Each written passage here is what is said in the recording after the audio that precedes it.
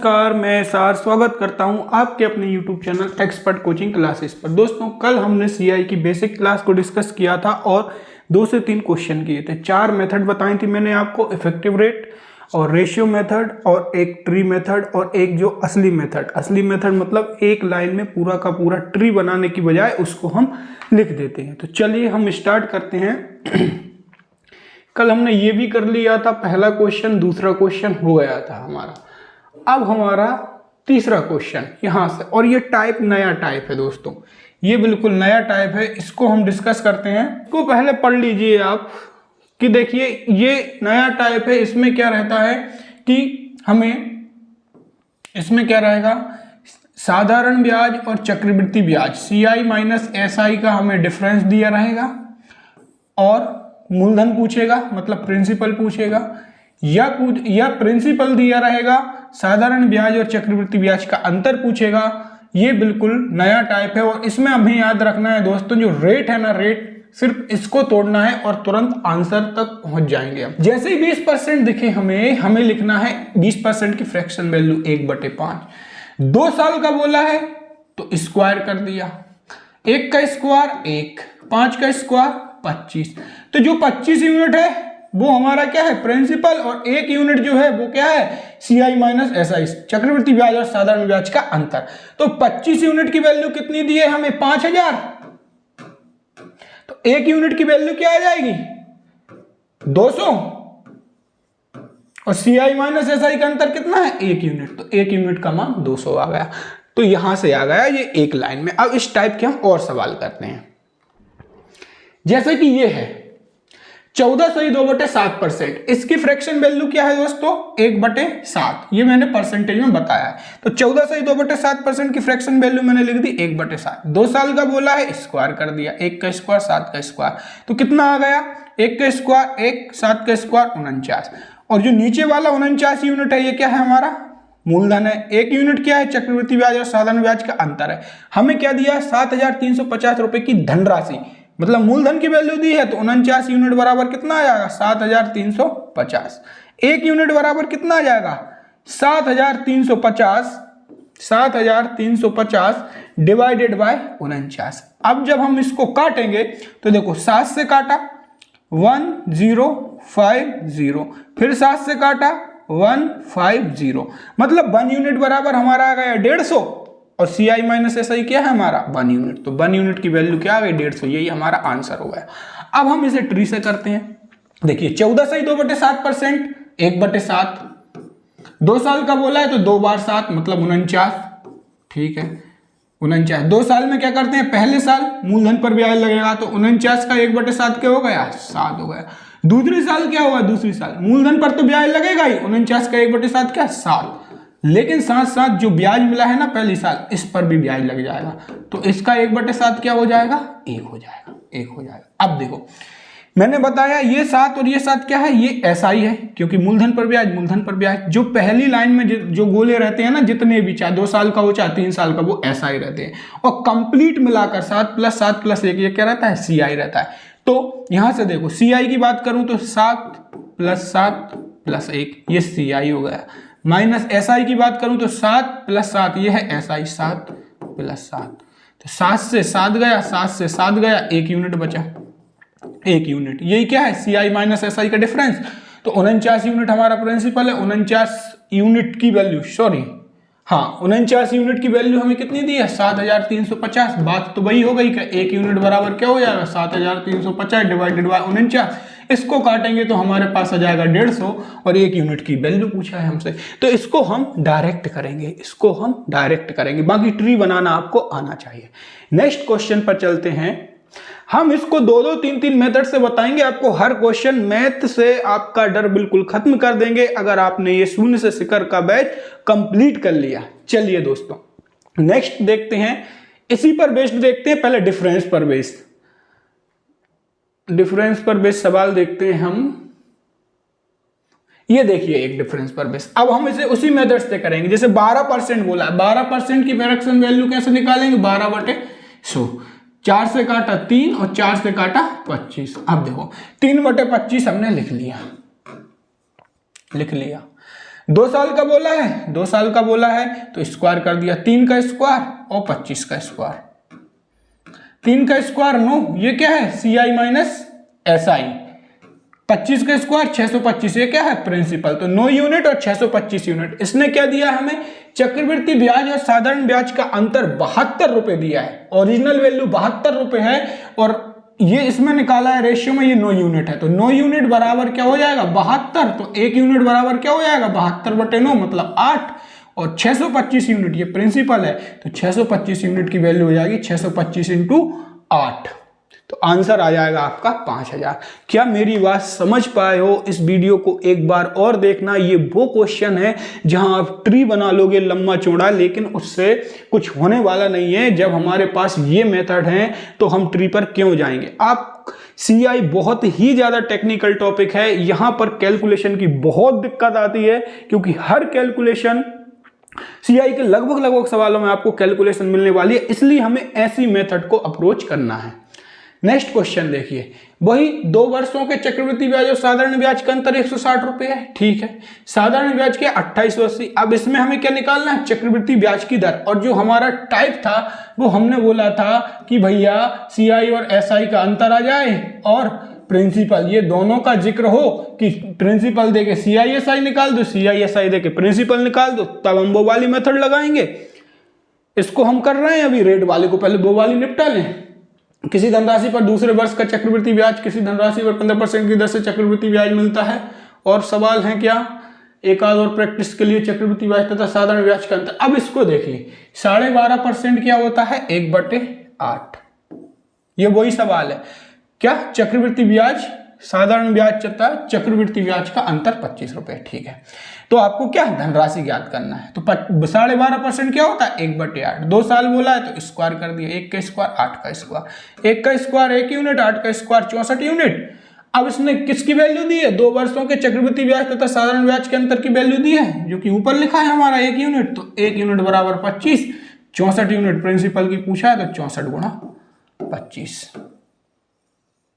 ये आ गया आपका 1600 रुपए। समझ में आया। नेक्स्ट पर चलते हैं, किसी निश्चित धनराशि पर 2 वर्षों का चक्रवृद्धि ब्याज, 2 वर्षों का चक्रवृद्धि ब्याज का अंतर 15 रुपए है, ब्याज की दर 20% है, तो कुल धनराशि ज्ञात कीजिए। ये साइज 20% की बात करें तो 1/5, इसका स्क्वायर करो, 2 साल है तो 1 का स्क्वायर 1, 5 का स्क्वायर 25, 1 यूनिट की वैल्यू है 15, चक्रवृद्धि ब्याज तथा साधारण ब्याज का अंतर। तो प्रिंसिपल निकालना है तो 25 यूनिट की वैल्यू हो जाएगी 25 गुणा 15। इसको गुणा करोगे तो 375 आ जाएगा आपका। देखो इस मेथड से कितने आसानी से, जब भी चक्रवृद्धि ब्याज तथा साधारण ब्याज का अंतर बोलेगा हम आसानी से निकाल सकते हैं। आप चाहो तो ट्री भी बना सकते हो, लेकिन जहां जरूरत पड़े सिर्फ वही ट्री बनाना। तो ये टाइप आई होप आपको क्लियर हो गया होगा। अब इसको निकाल दो, 8% है, सवाल वही का वही है, 2 वर्ष का चक्रवृद्धि ब्याज तथा साधारण ब्याज का अंतर 128 है, तो 8% की वैल्यू क्या होगी 2/25, ठीक है। 2 साल का बोला है, स्क्वायर कर दो, 2 का स्क्वायर 4, 25 का स्क्वायर 625, ऊपर का क्या रहता है CI माइनस SI, और ये क्या दिया है 128, 4 यूनिट की वैल्यू 128 दी है, तो 1 यूनिट की वैल्यू क्या हो जाएगी 128/4 मतलब 32, और 625 यूनिट आपको निकालना है, तो 625 इंटू 32 आपका ये आंसर हो जाएगा। 625 इंटू 32 ये आपका आंसर हो जाएगा। कहने का मतलब ये है दोस्तों कि हमें मेथड ये वाली लगाना है जब भी हमारा टाइप क्या रहे, 2 वर्ष बोले और CI माइनस SI और प्रिंसिपल के बीच खेल चले कि CI माइनस SI देके प्रिंसिपल पूछ लिया, प्रिंसिपल देके CI माइनस SI पूछ लिया, तब हमें ये वाली मेथड लगाना है। नेक्स्ट क्वेश्चन पर चलते हैं, किसी धनराशि पर 2 वर्ष का चक्रवृद्धि ब्याज, अब ये कर लोगे आप, दूसरे वर्ष का है इसमें, ठीक है। तो यहां तक हमने क्या सीखा, हमने एक टाइप अच्छे से कवर कर लिया कि जब भी 2 वर्ष के चक्रवृद्धि ब्याज तथा साधारण ब्याज का अंतर दिया हो और प्रिंसिपल पूछा हो या प्रिंसिपल पूछा हो और CI माइनस SI पूछे, तो हमें सिंपल सी रेट है उसको फ्रैक्शन में तोड़ना है और स्क्वायर करना है, इसके अलावा हमें कुछ भी नहीं करना। अब चलते हैं नेक्स्ट क्वेश्चन की ओर।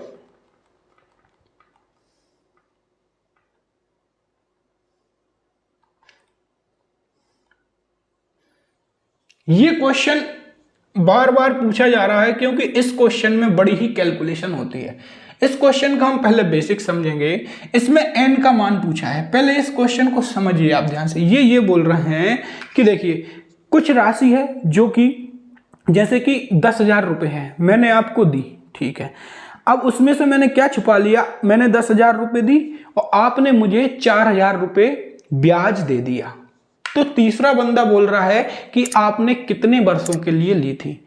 अब मैं भी भूल गया कितने वर्षों का ब्याज है, आप भी भूल गए कितने वर्षों का ब्याज है, आप तो 4,000 रुपये देने के लिए आ गए।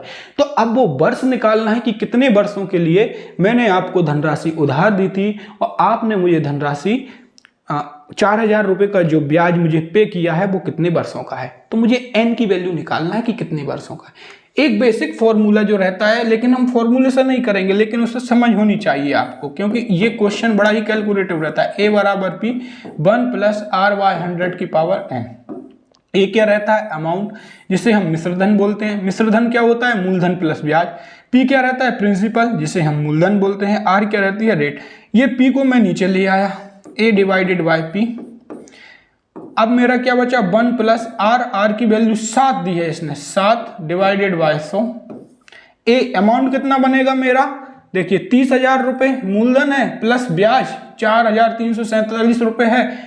तो मूलधन धन ब्याज क्या हो गया, मिश्रधन, तो ये हो गया 34,347 डिवाइडेड बाय प्रिंसिपल कितना है 30,000 बराबर। इसको सॉल्व करें, 100 एकम 100 और 100 एकम 100 और 7 जोड़ दो उसमें, 107 डिवाइडेड बाय 100। इसे समझो जरा, ये ऐसे करना नहीं है हमें, लेकिन समझ जरूरी है। a बराबर p इंटू 1 प्लस r/100 की पावर n, ये फॉर्मूला रहता है। n क्या होती है, कितने वर्षों के लिए दी, number of times. a amount, p principal, 1 plus r/100 की पावर n, इसमें पुट किया, ये था हमारा फॉर्मूला, सिर्फ फॉर्मूले में पुट किया।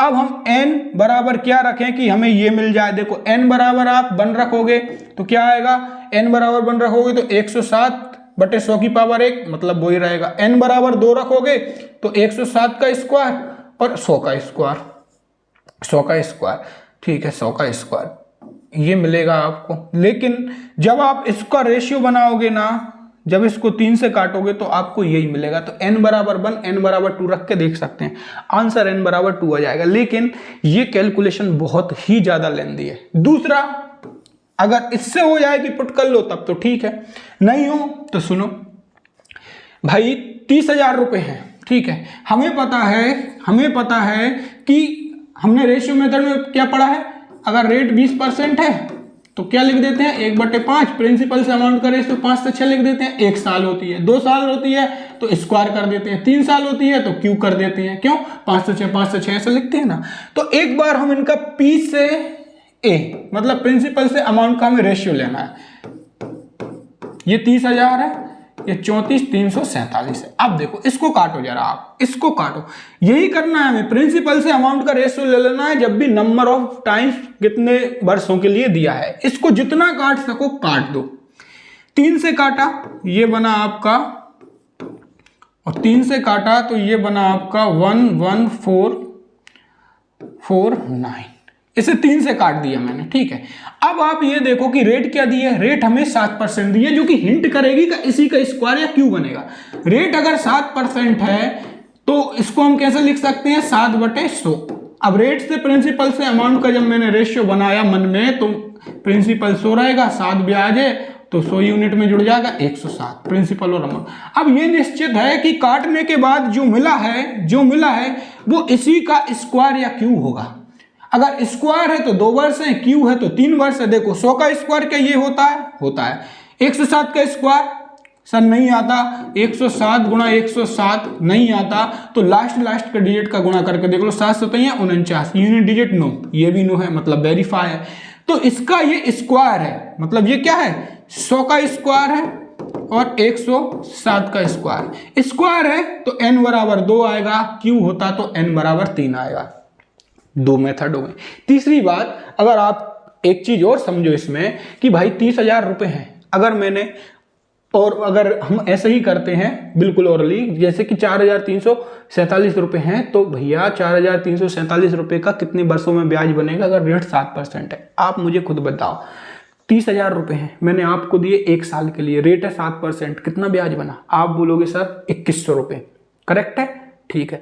अब मैंने बोल दिया CI पर दिए हैं, आपने कहा ठीक है। जब मैंने बोला कि 2 साल के लिए कितना बनेगा, तो आपने बोला सर अगर मैं इफेक्टिव रेट भी लगाऊंगा ना x + y + x/100, तो 7 + 7 + 7 × 7/100, मतलब 2 साल में अगर रेट 7% है तो 14% से ऊपर रेट लग जाएगी। ठीक है, तो 14%, मैंने कहा 14% से ऊपर आएगा ना? कहला हाँ। तो 30,000 का 14% निकालो। आपने कहा 14×3 = 42, 14×3 = 42, मतलब 42 से ऊपर आएगा, और 42 से ऊपर ही है, और रेट 2 बार लगाई आपने, तो n की वैल्यू 2। ये ही करना है अपन ने, ब्याज देखना है कि ये कितने सालों में मिल जाएगा। 7% है पहले साल में, 30,000 का 7% निकाला 2100, ठीक है, पहले साल के लिए। दूसरे साल के लिए 4200 से ऊपर मिलना चाहिए, क्योंकि 14% से रेट ऊपर है, तो 4200 से ऊपर ये दूसरे साल के लिए हो गए। तो आंसर 2 आ गया। इतना सब भी नहीं करना है। नेक्स्ट क्वेश्चन पर हम चलते हैं। नेक्स्ट क्वेश्चन है हमारा, ये हो गया टाइप वाइज कराना है हमें। नेक्स्ट क्वेश्चन देखते हैं। 2 वर्षों के चक्रवृद्धि ब्याज और साधारण ब्याज का अंतर 160 रुपए है, साधारण ब्याज 2880 रुपए है, तो चक्रवृद्धि ब्याज की दर ज्ञात कीजिए। देखिए, साधारण ब्याज हर साल बराबर रहता है। आप बोलोगे सर क्यों रहता है? क्योंकि सुनो, हर साल अगर एक ही राशि पर साधारण ब्याज पर ब्याज नहीं लगता। अगर मैंने आपको 100 रुपए दिए हैं, तो आप अगर मुझे ब्याज दोगे तो हर साल 100 रुपए पर ही ब्याज दोगे। ऐसा नहीं कि सर आपका ब्याज पर भी ब्याज लोगे, नहीं, चक्रवृद्धि ब्याज नहीं बोल रहा मैं।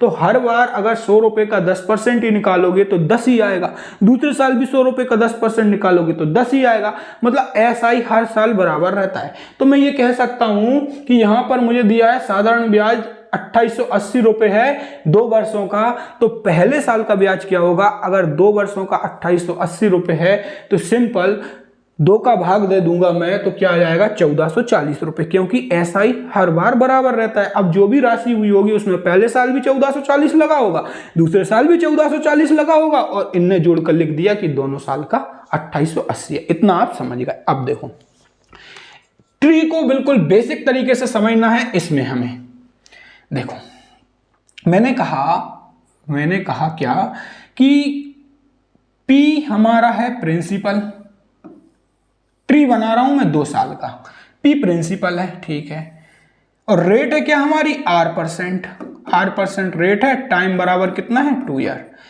P का R% पहले साल के लिए R% लगेगा, तो P का R% निकाला, तो क्या आ गया मेरा? P R%।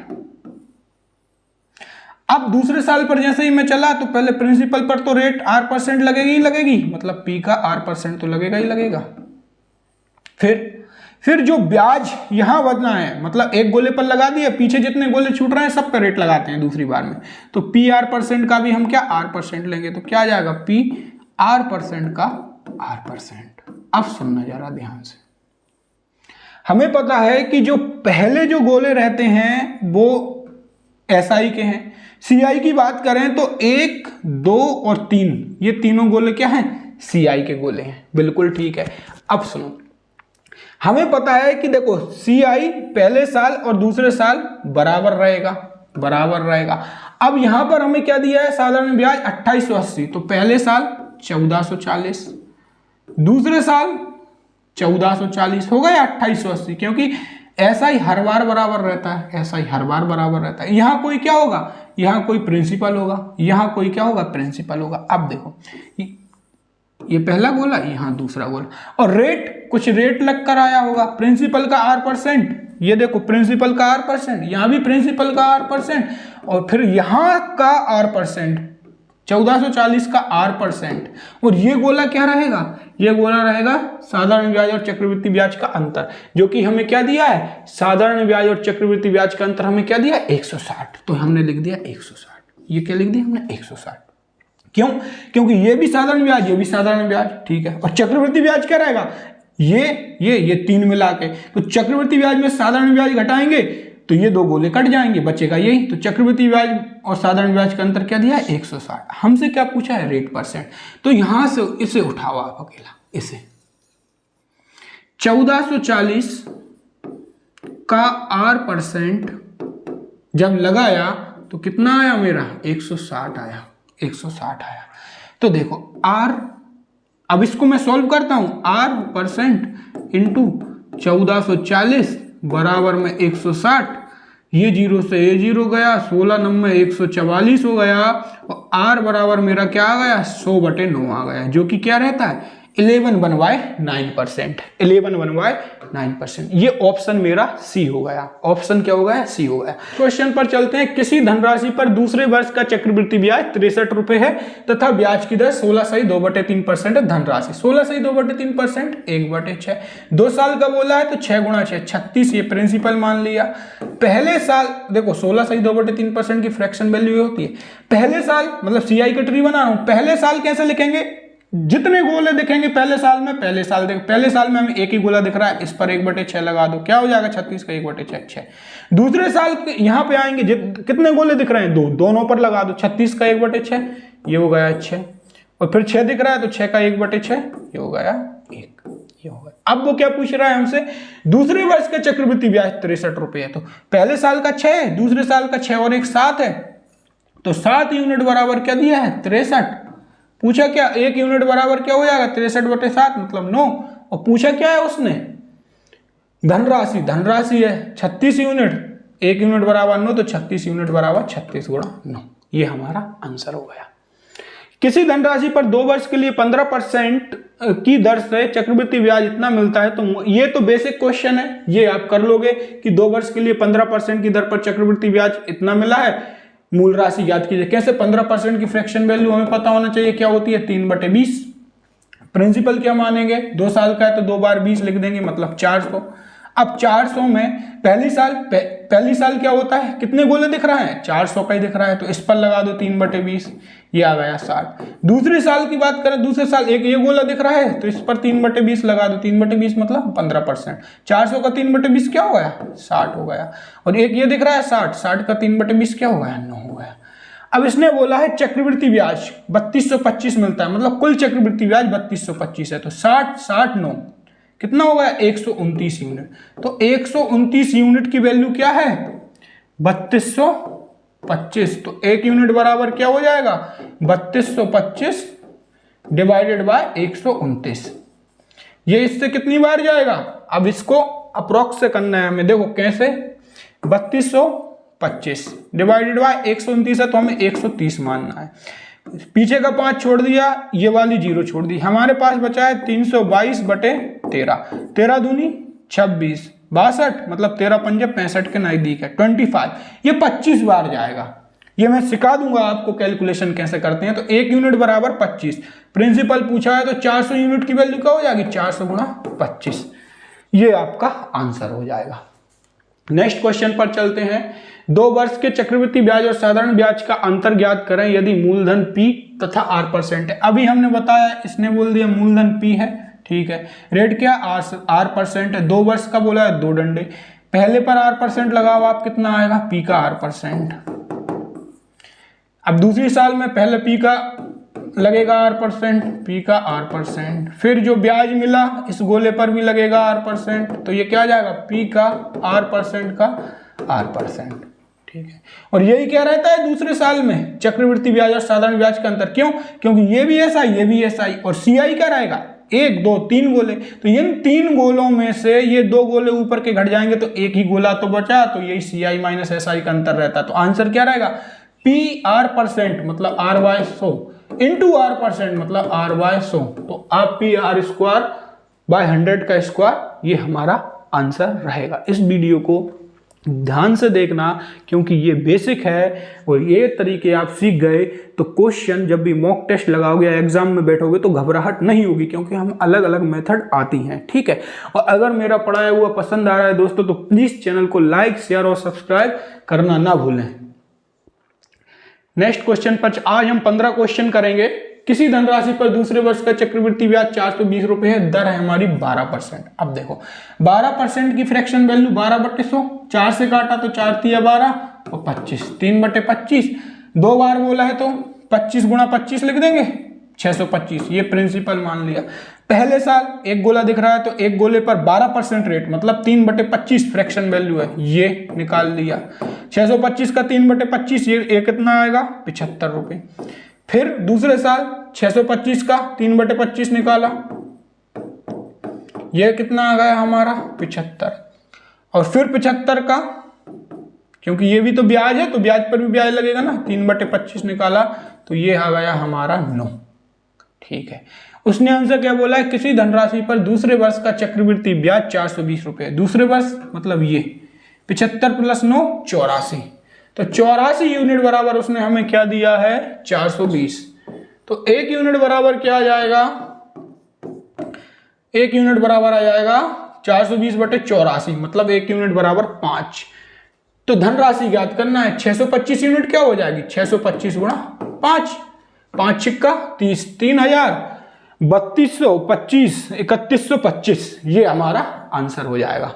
तो अभी तक हमने ये क्वेश्चन किए। अब नेक्स्ट हमारा अगली क्लास में हम ये सारे क्वेश्चन डिस्कस करेंगे। तो अगर मेरी वीडियो पसंद आई है तो प्लीज लाइक, शेयर, सब्सक्राइब और कमेंट करना ना भूलें। अपने हर दोस्त को बताएं दोस्तों कि इस चैनल पर बिल्कुल बेसिक से पढ़ाया जाता है एडवांस तक, और ऐसी मेथड का उपयोग किया जाता है जो कि क्वेश्चन को बिल्कुल कैलकुलेटिव रहने ही नहीं देते हैं, क्योंकि हम एक एक लाइन में उनका डिफरेंस पकड़ लेते हैं, एक एक लाइन में उनकी रेट पकड़ लेते हैं। तो ये वीडियो को ज़्यादा से ज़्यादा शेयर करें। Thank you for watching this video.